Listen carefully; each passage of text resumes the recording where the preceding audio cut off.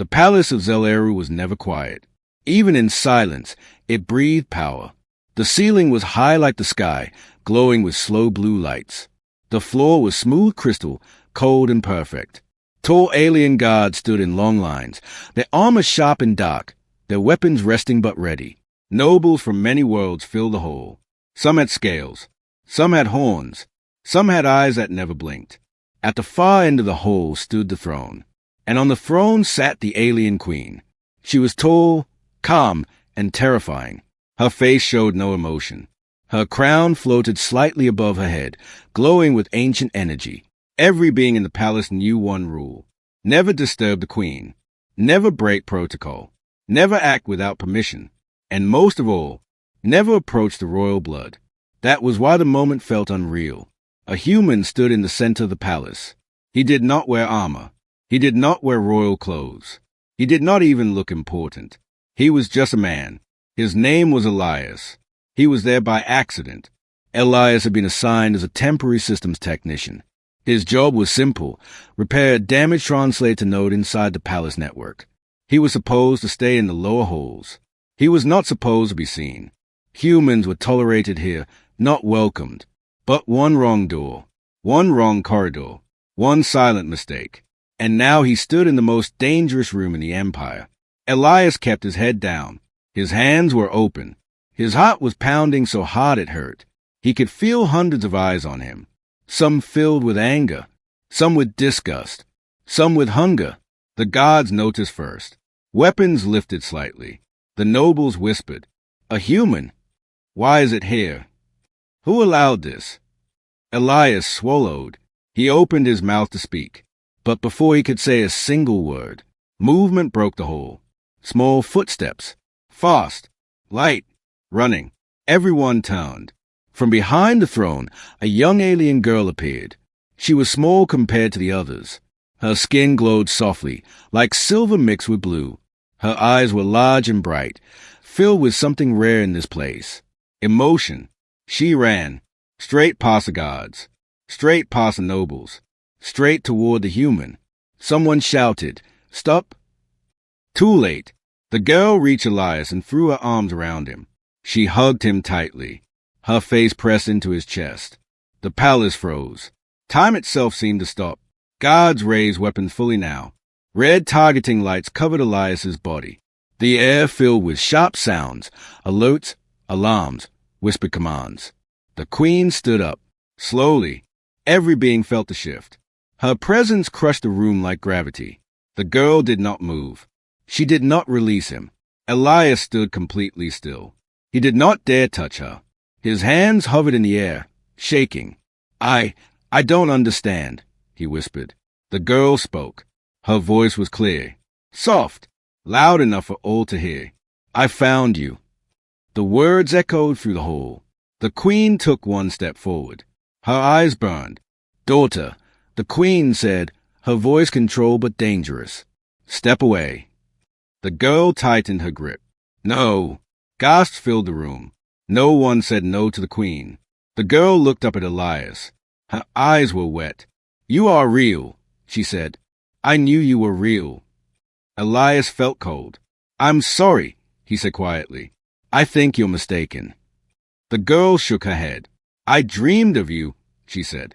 "When I was lost, when I was afraid, you held my hand." The queen stopped walking. Her expression changed, not to anger, but to shock. Elias felt his chest tighten. "I've never been here before," he said. "I don't know you."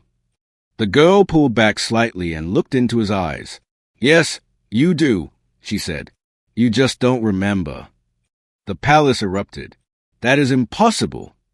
Humans cannot enter the inner zones. This is manipulation." The queen raised one hand. Silence returned instantly.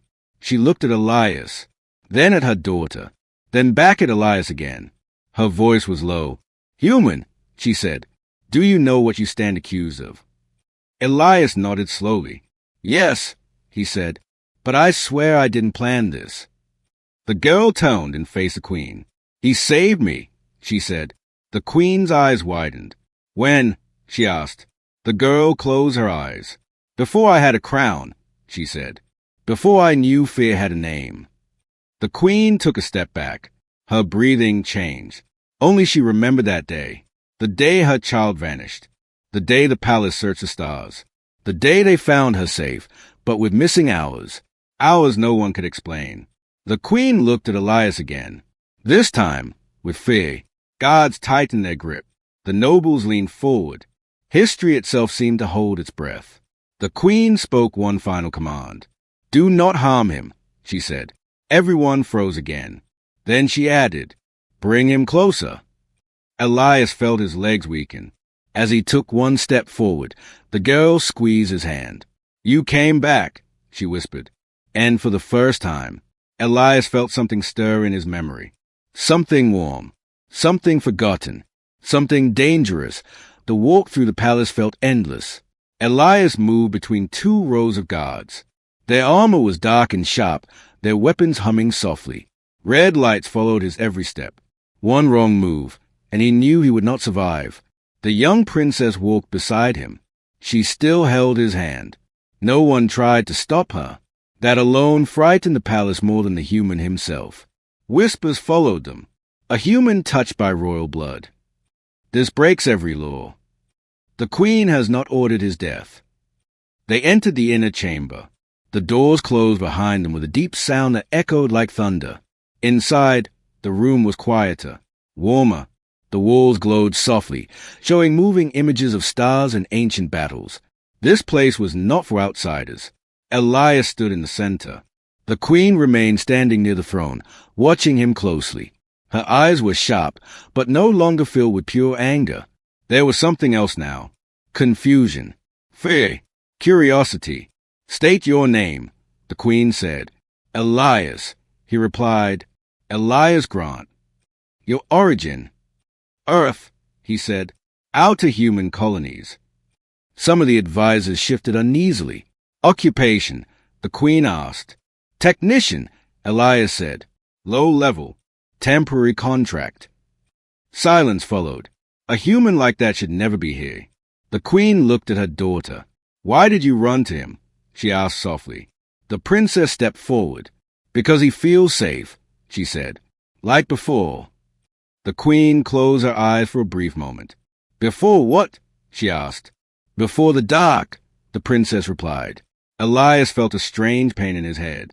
A pressure, like a door trying to open. I'm sorry, he said. I still don't remember anything. The queen studied his face. You show no deception, she said. No fear masking. No signal manipulation. She turned to her advisors. Scan him, one of them suggested. Now! The queen nodded once. A small device floated forward. It was smooth, silver, and alive with energy. This scan will reveal truth, the queen said. Your memories, your intent. Elias nodded. I understand. The device moved closer to his head. The princess gasped. No, she said suddenly. Not like this. The queen looked surprised. Why? She asked. Because it hurts, the girl replied. I remember. The device stopped. That word echoed in Elias's mind. Remember. The queen raised a hand again. Proceed carefully, she ordered. The scan activated. Light filled the room. Elias felt warmth first, then cold, then darkness. A memory surfaced. Not his, someone else's. A small child. A broken transport ship. Smoke. Fire. A human soldier, young, wounded, crawling through wreckage. That soldier was Elias, years younger. He remembered now. He had been part of a rescue team long ago. A forgotten mission near alien space. They were ordered to leave when the area became unstable. But he heard crying. He broke orders. He found her. Small. Scared. Alone. He remembered holding her hand. Telling her she would be okay. He remembered hiding with her until help arrived. Then, the memory faded. The scan device shook violently. Alarm sounded. This is not possible, an advisor shouted. The scan is linking subjects. The princess cried out and clutched her head. Elias fell to his knees. The queen rushed forward. Stop the scan, she commanded. The device shut down and fell to the floor. Silence returned. Heavy, dangerous. The queen stared at Elias. Her voice was quiet now. You disobeyed your command, she said. Yes, Elias replied weakly. I stayed. You risked your life. Yes. You saved my daughter. Elias looked up. I didn't know who she was, he said. She was just a child. The queen turned away. Her hands trembled slightly. Only for a second. This palace feared humans, she said slowly, because humans choose.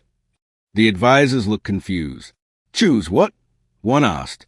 To stay, the queen replied, even when logic says flee. She faced Elias again. You should not be here, she said. Your presence threatens order. Elias nodded. I understand. The princess stepped between them. Then change the order, she said. The room went still. The queen looked at her daughter. You do not understand politics, she said gently. I understand him, the girl replied. He came back. Elias opened his mouth. I didn't mean to, he said. I didn't know. The queen studied him one last time. You will remain under guard, she said, not as a prisoner. Relief passed through the room. But as a question, she added. Elias frowned. A question, he repeated. Yes, the queen said. One my empire must answer. She turned toward the door. Prepare the council chamber, she ordered. All factions. The advisor stiffened. The council will not accept this, one warned. They will listen, the queen said, because this time the child remembers. The princess squeezed Elias's hand again. You are not alone, she whispered. As guards escorted them out, Elias felt the weight of the galaxy shift. He was no longer invisible. He was no longer small. And somewhere deep inside him, a truth began to grow. Humanity was never weak. It was just willing to stay. The council chamber was older than the palace itself. Its walls were carved with symbols from extinct species. The ceiling showed moving stars, real stars, linked live from across the galaxy. Every sound echoed here. Every word carried weight. Elias stood in the center of the room. This time, he was alone. The princess had been taken to a safe chamber. The queen had ordered it herself, not to protect Elias, but to protect her daughter from what was coming. Around Elias, the council gathered. Alien leaders from many worlds appeared as glowing forms, tall shadows, scale figures, and armored beings. Some watched silently, others whispered with open hatred. A human had never stood here before. Begin, the queen said. A tall counselor spoke first. You claim a shared memory with the royal child, the counselor said. That is impossible. Elias swallowed. I didn't claim anything, he said. It happened. Another voice cut in. Humans lie. It hissed. They manipulate emotion. Elias shook his head. I didn't even know who she was, he replied. I broke orders to help a lost child. That's all. The queen raised her hand. Activate the memory mirror, she commanded. The room darkened. A circular platform rose from the floor. Light formed above it. Thick, liquid, alive. This device does not read thoughts, the queen said. It shows truth through memory. Some counselors leaned back. Others leaned forward. Elias stepped onto the platform. Remain calm, the queen said. He tried. The light touched him. The memory returned, but stronger, clearer. He was younger, wearing a torn uniform. Smoke filled the air. Explosions in the distance. His squad was retreating. Leave it, someone shouted. But Elias heard crying. Not human. Small. Afraid. He ran toward the sound.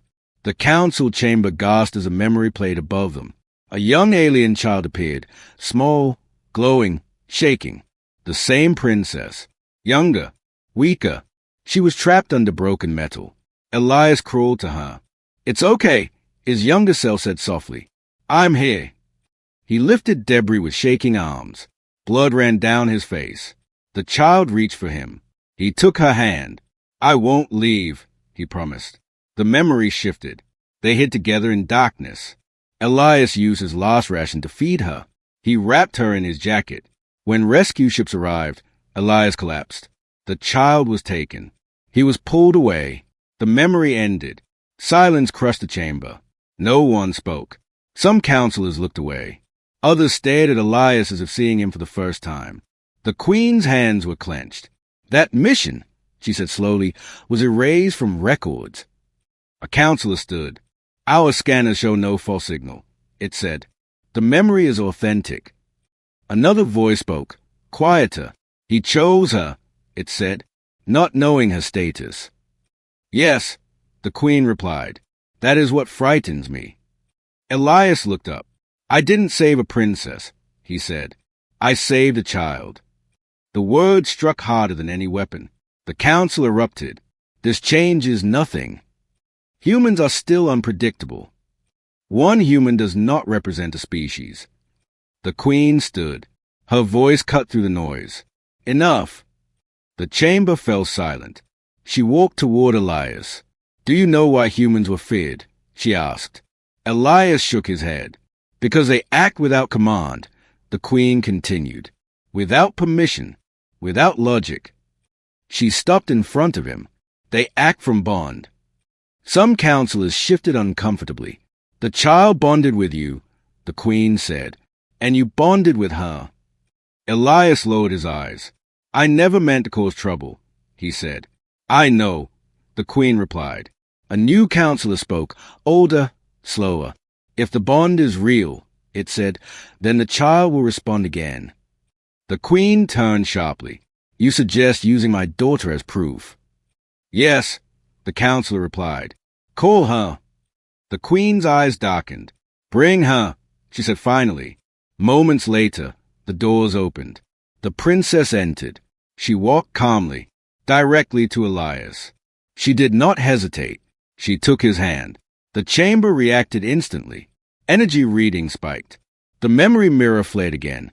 On its own, new images appeared. Not from the past. From now. The princess standing strong. The Queen watching with pride.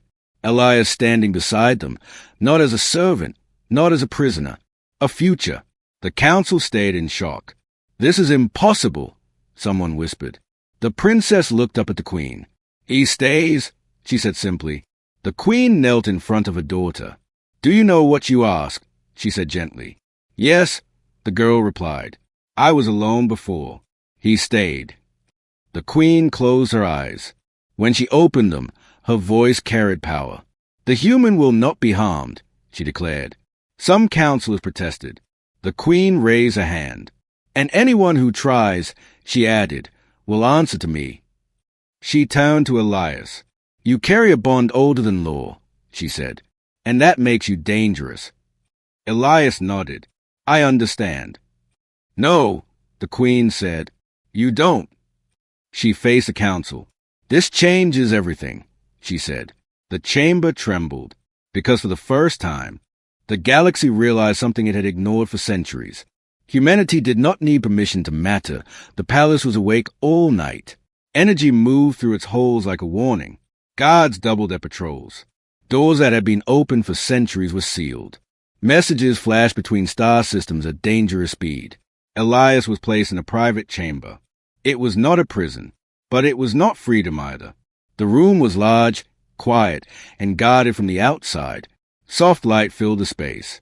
No chains, no restraints. Still, Elias felt trapped. He sat alone, hands resting on his knees. His thoughts would not slow. Memories kept returning. Of fire, smoke, and a small hand holding his. He had never understood why that mission stayed with him. Why that child's face never left his dreams. Now he knew. The door opened. The Queen entered alone. No guards. No advisors. Just her. She looked different here. Smaller. Less distant. The crown still floated above her head, but her posture was heavy, as if carrying years of weight. Elias stood at once. My Queen, he said. She raised a hand. Do not bow, she said. Not here. She walked slowly around the room, studying him as if seeing him for the first time. You should not exist in this place, she said. And yet, here you are. I never wanted this, Elias replied. if my presence causes danger. It already has, the queen interrupted. Her voice was calm, but sharp. Do you know what you represent? She asked. Elias shook his head. You are a weakness, she said, and a weapon. Elias frowned.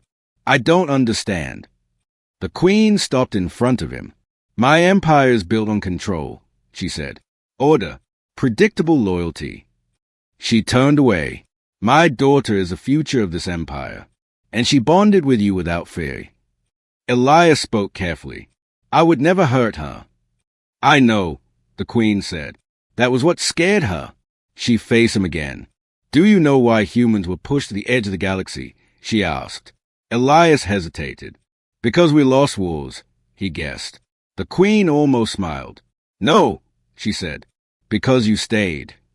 Elias looked up. You stayed to protect the weak. You stayed with the dying. You stayed when others calculated loss. She stepped closer. You make irrational choices, she said, and those choices inspire others. Elias swallowed. I just did what felt right. Yes, the queen said quietly. That is the danger. A sudden sound echoed through the palace. An alert. The queen stiffened. She turned to the wall. A projection appeared, alien lords gathering in secret chambers, their faces tense, angry. They are afraid, Elias said. They are furious, the queen replied. You have disrupted centuries of balance. She closed her eyes for a moment. They want your removal, she said. Some demand execution. Others want you erased quietly. Elias felt cold. And you? He asked. The queen opened her eyes.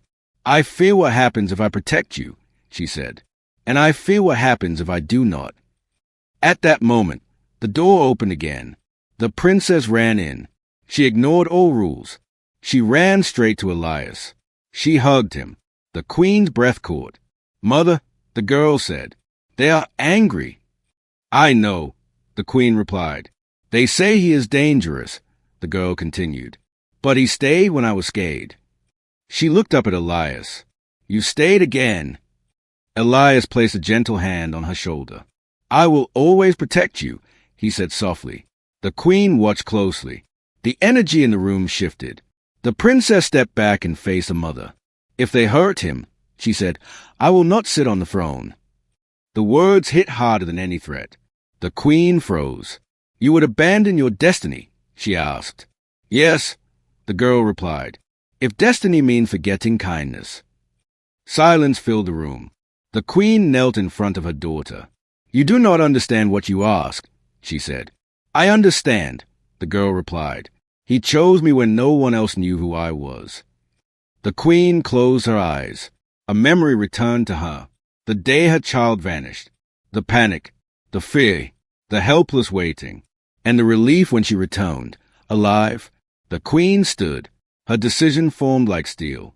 She turned to Elias. You will remain in the palace, she said, under my protection. Elias opened his mouth to protest. She raised her hand. This is not mercy, she said. It is strategy. She turned toward the door. The council meets at dawn, she said.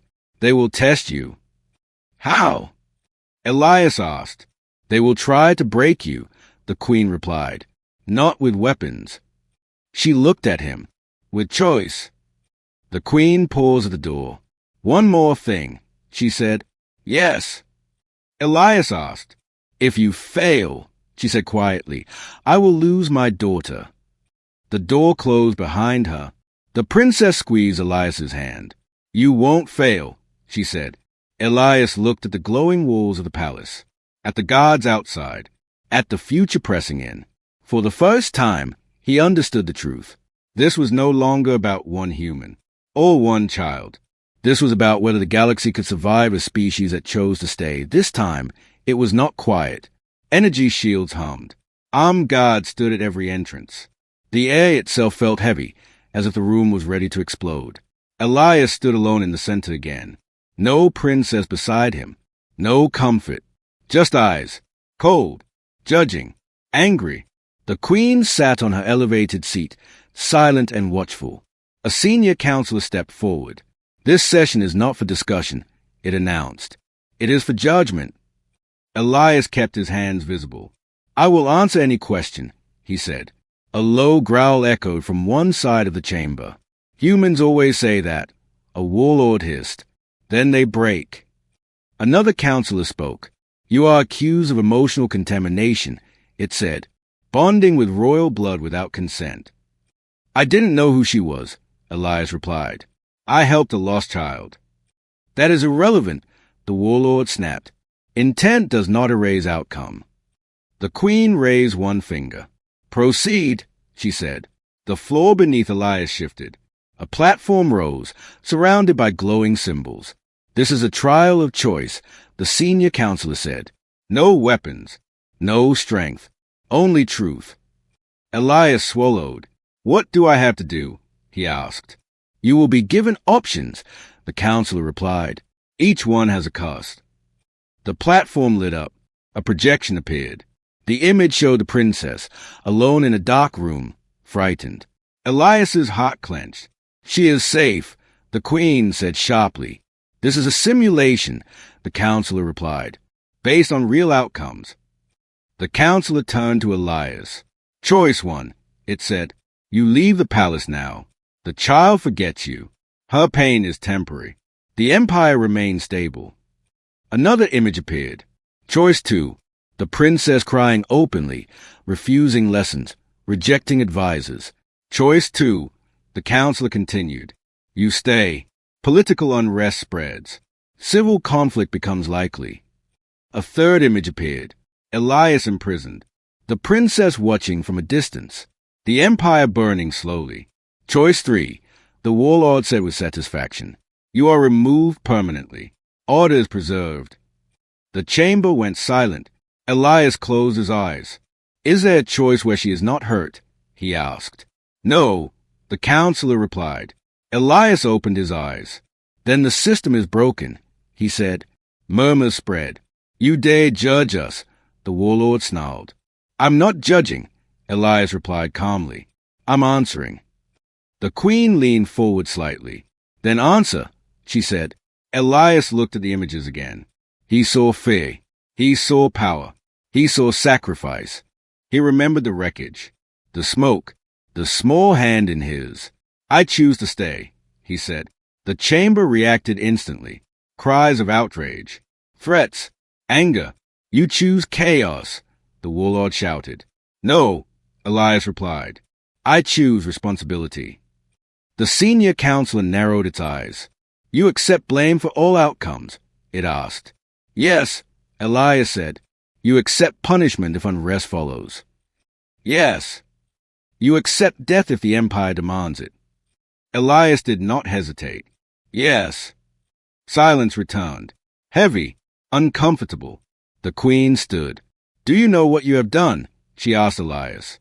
I stayed, he replied simply. The queen turned to the council. This is why humans frighten you, she said. They do not seek advantage. She stepped down from her seat. They seek duty. The warlord slammed a claw into the floor. This proves nothing, it roared. Anyone can pretend. The doors opened suddenly. The princess entered. She walked calmly. Every eye turned. She stopped beside Elias. She took his hand. The energy reading spiked again. The trial platform flickered. New data flooded the chamber. Stability projections shifted. Conflict reduced. Alliance paths appeared. The counselors stayed in shock. This should not be possible, one whispered. The princess looked up at the council. He did not choose power, she said. He chose me. The queen's voice carried across the chamber. The trial is complete, she declared. Some counselors protested. The queen raised her hand. Enough, she said. You demanded blood. She looked at Elias. He gave you his life. She turned back to the council. And you learned something. The warlord fell silent. The senior counselor lowered its head slightly. The human passes, it said reluctantly. The chamber exhaled. The queen looked at Elias. This changes nothing, she said quietly. Then she paused. No, she corrected herself. It changes everything. Elias felt the weight lift, just a little, but he knew the truth. This was not the end. It was a beginning of something far more dangerous, because now the galaxy had seen it. A human who would not leave. The council chamber did not empty after the trial. No one moved. The projection still floated in the air, paths of possible futures, glowing lines that shifted and bent. Most of them now showed something the council had never expected. Stability, not through force, not through fear, through one human choice. Elias still stood in the center of the room. He felt tired, not in his body, but in his heart. He had given everything he could. Now the decision was no longer his. The Queen stepped forward. End the simulations, she commanded. The lights faded. The room returned to stone and silence. She turned to the council. You demanded proof, she said. You demanded sacrifice. Her eyes moved slowly from one counselor to the next. You saw both. A tall counselor spoke carefully. This human is an exception, it said. One does not define a species. The Queen nodded. That is what we believed, she replied. She looked at Elias. Tell them, she said. Elias hesitated. I'm not a speaker, he said quietly. You are a witness, the Queen replied. The princess squeezed his hand. Elias took a slow breath. I don't know much about empires, he said. Or councils. Some counselors shifted, annoyed. But I know this, Elias continued. Humans don't stay because we are strong. He looked around the chamber. We stay because someone needs us. Silence followed. When I found her, Elias said, his voice steady, I didn't think about risk, or reward, or future. He looked at the princess. I saw fear, he said, so I stayed. The princess lifted her head proudly. A counselor spoke, almost confused. Your species sacrifices itself, without command. Yes, Elias replied. All the time.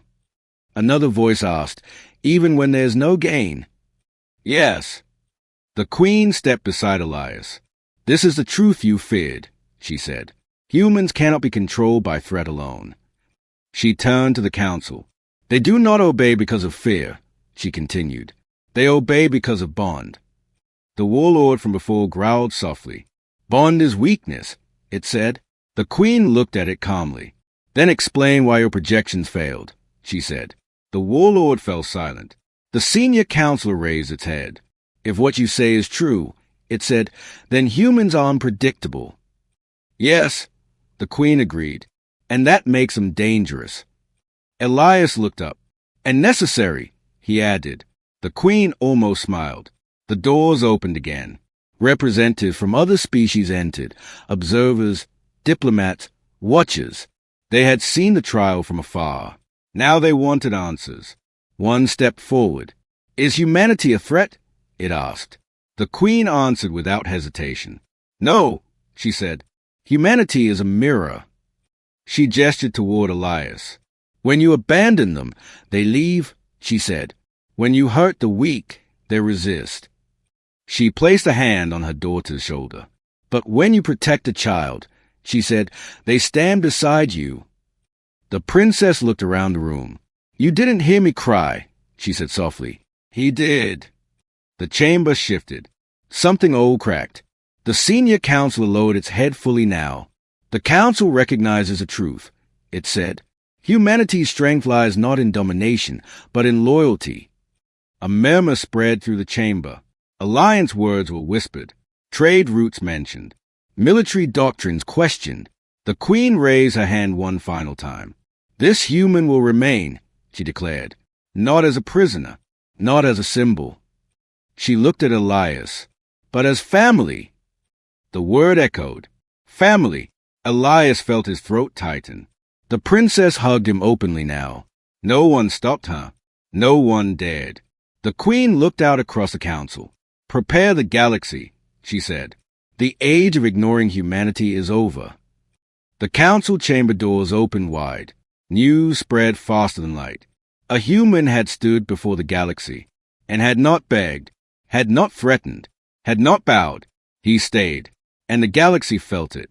Elias looked at the stars above the chamber. For the first time, he understood. This was bigger than him, bigger than one palace.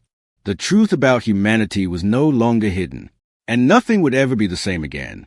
The palace changed after that day, not with explosions, not with war, but with silence, a different silence, the kind that comes when history turns and everyone feels it. Elias stood on the balcony that overlooked the capital city. Alien ships moved slowly through the sky. Lights from 1,000 worlds reflected on crystal towers. The galaxy was still the same, but something inside it had shifted. Footsteps approached. The Queen joined him. She stood beside him, not above, not behind, equal. "The council has finished," she said. Elias nodded. "I heard," he replied. "They voted." The Queen continued, not in fear, not in anger. She looked at him, but in acceptance. Elias exhaled slowly. "And the galaxy?" he asked. The Queen's eyes moved toward the stars. "They are listening," she said. "That is new." Behind them, the princess laughed softly. She was playing with a small floating light, shaping it with her hands. Free, happy, safe. She ran to Elias and hugged him again. This time, no alarm sounded. No guards moved. No one raised a weapon. People simply watched and understood. "You're staying," she said, smiling. Elias smiled back. "Yes," he said, "I'm staying." The Queen watched them. "My people ruled through distance," she said quietly, "through control." She turned to Elias. "Your people rule through presence." Elias shook his head. "We don't rule," he said. "We just don't walk away." That answer spread faster than any speech. Across the galaxy, stories began to change. Not of human weapons, not of human fleets, but of human choices. A human medic who stayed with wounded aliens when retreat was ordered. A human engineer who refused evacuation until the last child was safe. A human pilot who turned back for a ship that was not his own. Old assumptions broke. New respect formed. The Queen faced the gathered nobles on the balcony. "From this day," she declared, "humanity will no longer stand at the edge." She placed a hand over her heart. "They will stand with us." No cheers followed. Something stronger did. Agreement. Elias felt the weight of it then. Humanity was no longer invisible. Later that night, Elias sat with the princess beneath the glowing trees of the inner garden. "Do you remember everything now?" she asked. "Enough," he replied.